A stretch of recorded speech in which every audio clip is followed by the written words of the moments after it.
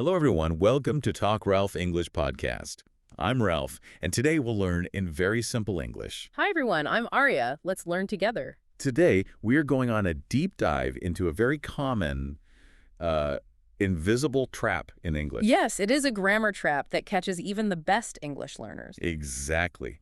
We are looking at countable and uncountable nouns, basically why we say some things one way and why learners, hit a wall trying to understand it. It is a great topic, and our mission today is to decode these hidden rules for you so you never have to guess again. Yeah, and to start, I want to tell you a story about a woman named Elena. Oh, right. The email story. Yes, this is a very real problem. So Elena had studied English for 10 whole years. Wow, 10 years. That's a lot of flashcards and vocabulary drills. Right. I mean, she was fluent, she was very confident, and she had just finished an interview for her dream job. A very stressful moment for anyone. Totally. So she wanted to make a great impression. She sent a very polite follow-up email to the manager, and she typed one simple sentence. She wrote, "Can you give me some advices?" Oh, wow. Yeah, just that one single extra letter, that S at the end of advice. Right. And what happened? Well, it triggers this mental error code in a native English speaker's brain. Just for a second, the manager reading that email was completely confused. Because to Elena, adding an S to make a word plural, well, that was the most logical thing in the world. Exactly. It followed the rules of her native language perfectly. But she found out later from a friend that it was a big mistake. She felt so embarrassed. So, okay, let's unpack this. Let's do it. Why did 10 years of study lead to this mistake? And how can you, our listener, avoid it? The frustration Elena felt is so common because this is not really a vocabulary problem. It is a grouping problem. What do you mean by a grouping problem? Well, we are looking at how the English language forces you to view the world. It splits everything into two very strict groups. Right. Before we get deeper into these groups, let's take a quick second. If you are enjoying this deep dive so far, please remember to like, share, and subscribe to the channel. Yes, it really helps us out. And if you have ever made a mistake like Elena, write it in the comments. Let us know. We love reading your stories. Okay, so back to the two groups. The rule is basically about counting versus measuring. Exactly. Countable nouns are the easy ones. They are separate individual items. They have clear physical shapes. Like a chair. You see one chair, that is one clear unit. You see another one, you now have two chairs. Right. An apple, a book. You can put the words a or an in front of them because they are single, clear items. But then we have the uncountable reality. Yes. The physical shape is the big key here. English says if an object has a shape, you count it. But if it is a substance with no real shape, like water, sand, or air, you cannot count it. I mean, you can't walk into a room and say, "I see 3 airs." No, definitely not. Or point to the beach and say, "Look at all those waters." English treats these as flowing masses. Because there is no edge or boundary to water. You have to make one yourself. Use a container. Exactly. You say a glass of water, a bottle of water, a drop of water. You are measuring the mass, not counting the water itself. If we connect this to the bigger picture... Oh, right. English fundamentally separates the world into two things.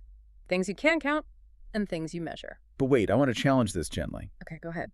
If this is just about counting physical shapes versus measuring formless water, then why did Elena mess up the word advices? That is a great question. Because advice is not a liquid. You don't pour advice into a cup. Logically, I can give you one good tip or I can give you two good tips. Those are countable ideas. True. So why is advices so wrong? Because that brings us to the trap of conceptual nouns, ideas and concepts. The abstract trap. Yes. English takes this physical rule about shapes and borders, and it applies it to invisible ideas. So the language decides that some ideas are just too big or formless to have a border. Exactly. They are treated like formless masses. Even if other languages count them, English says no. It takes an invisible idea, like advice, and forces it to act just like a puddle of water. Like a flowing river of wisdom. Regardless of logic, English removes the idea of separate units for these words. Let's list some of the big offenders, the words that always trick learners. Information is a massive one. Right. You might learn 3 new facts and want to say, "I got no informations." But English treats information as a giant pool of knowledge. You can swim in the pool, you can take from it, but you cannot make the pool plural. What about furniture? I was thinking about this one earlier. I can count the things in my room. I have a sofa, a table, and a bookshelf. That is 3 distinct physical objects. Exactly. But I can't say I own 3 furnitures. Because furniture is just the category name. The sofa and table are the objects, but the category itself does not have a physical shape. Ah, so the category becomes a mass. Yes, English treats groups of different items clustered together as uncountable masses. That same logic works for luggage. Right, absolutely. You might pull 3 suitcases at the airport, but you are carrying one mass of luggage. The suitcases are the units. The luggage is the umbrella category. Another fun one is bread. Oh yeah. Today, bread comes in a nice square plastic bag. It feels countable. But historically, bread was just a big lump of dough. It was a substance that you baked and tore apart. So you don't count the bread itself, you count the slices or the loaves. Exactly. And then there's money. You can count coins, you can count paper bills. But the word money is just the idea of value. Value is a mass. We never really say monies in a normal chat. It's wild. But before we get to the solution for this, just a quick reminder. We are about halfway through our deep dive. If you are learning something new, please hit that like button, share this video, and subscribe. Yes, please do. And hey, quick question for you listening. Have you ever tried to say furnitures or informations? Write it in the comments if you have. It is perfectly normal if you have. So how do we fix this? If English won't let us use an S for these words, what do? We have to use a workaround. We have to use a container for these abstract thoughts. Like the glass of water, but for ideas. Exactly. And the most common container word is pieces. Oh, right. We chop these formless ideas into pieces. It is a very strong image. You take a giant block of news or advice, and you break off a small piece. A piece of advice, a piece of information. Or a piece of news. That totally solves Elena's problem. Instead of asking for advices, which confused the manager, she should have said something else. She could have just asked for a piece of advice. That gives the native speaker's brain the clear border it needs. It makes perfect sense. It fixes the grammar, and it keeps her meaning exactly the same. Now, speaking of the word news, that word is a complete trickster. Oh, it really is. It ends in an S. It looks plural. It Yeah. sounds plural. But it acts like a singular, uncountable mass. You say, the news is good today. Right, you never say, the news are good today. That sounds completely wrong to my ears. Because you can't just look at how a word is spelled. You have to know how the language grouped the idea a long time ago. News is a flow of information. Like a river, it is a mass. Here's where it gets really interesting, though. Mm. Knowing if a word is countable or uncountable is just step 1. The real trick is using the right modifiers, the words that describe quantity. Right, because you can't use the same measuring tools for discrete objects that you use for water. Exactly. This brings us to much and many. The classic divide. Many and a few are only for countable items, things with shapes. So many books, Mm-hmm. a few apples, many friends. Correct. But if you have a mass noun like water or advice, you have to use much or a little. Much water, a little time, much knowledge. The hard part is thinking of this super fast way you're talking. Right, nobody wants to pause for 5 seconds to remember a grammar rule, Yeah. but there is a really cool phonetic hack for this, a sound memory trick. Oh, I love this one. Think about the sound of the word much. When you say it out loud, it's like much. Yes. It has a soft, continuous flowing sound. It drags out. It physically sounds like something pouring, like water, an uncountable mass. Exactly. Now compare that to the word many. Many. Oh, right. It's very bouncy. It has a sharp, 2-syllable bounce. Many. Sounds like a ticking clock. Or someone pointing at things. 1, 2, many. That is such a helpful trick. The long flowing sound of much goes with flowing masses. The sharp sound of many goes with countable units. But hey, even with cool tricks, real conversation is scary. Sometimes your brain just freezes. Ah, we've all been there. In those moments, you need cheat codes. Modifiers that work for everything. The great equalizers. Some is your best friend for positive sentences. It works for both. Yes. You can ask for some water, which is a mass noun, or you can ask for some pens, which is countable. It is perfectly correct either way. That is so easy.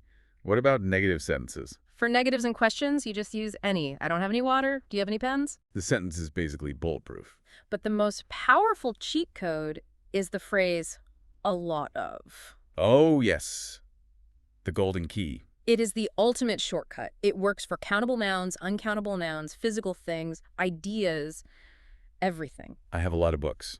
I have a lot of time. She gave me a lot of advice. You don't even have to think about the rules. You just say a lot of and keep the conversation moving. That is incredibly helpful for beginners.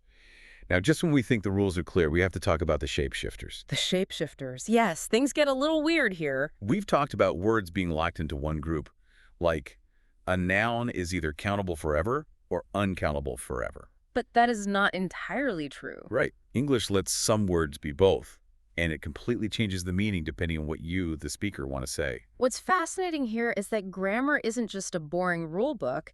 It is a way to frame your thoughts in real time. Coffee is a great example of this. Very true. As a liquid, coffee is an uncountable mass.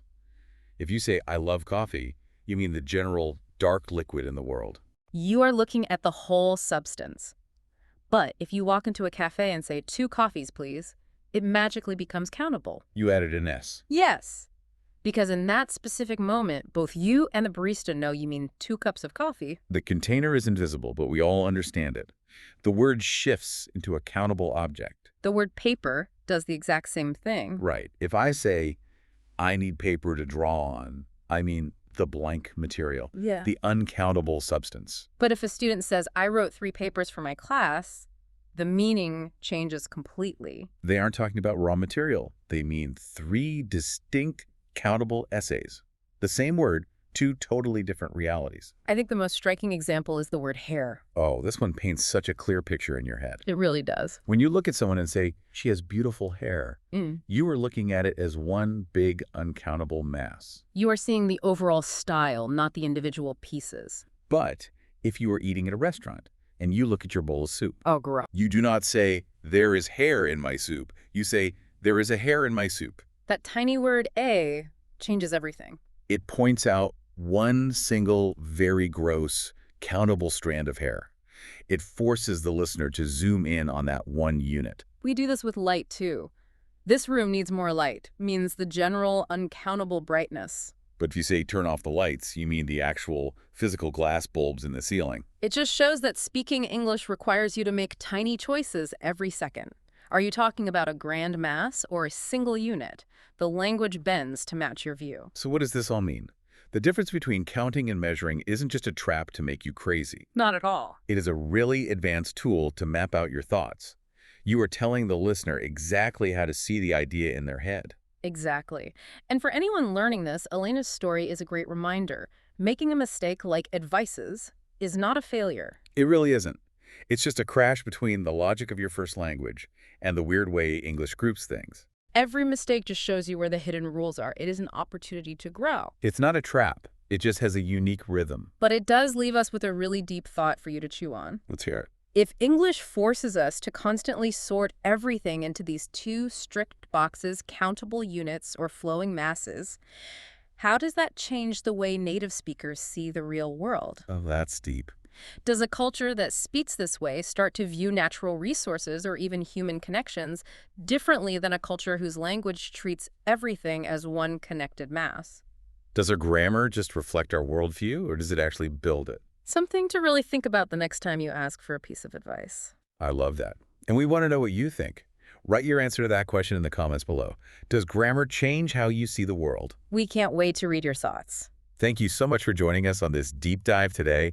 And one last time, please remember to like, share, and subscribe if you had fun learning with us. Yes, thank you for being here. Keep practicing and don't be afraid to make mistakes.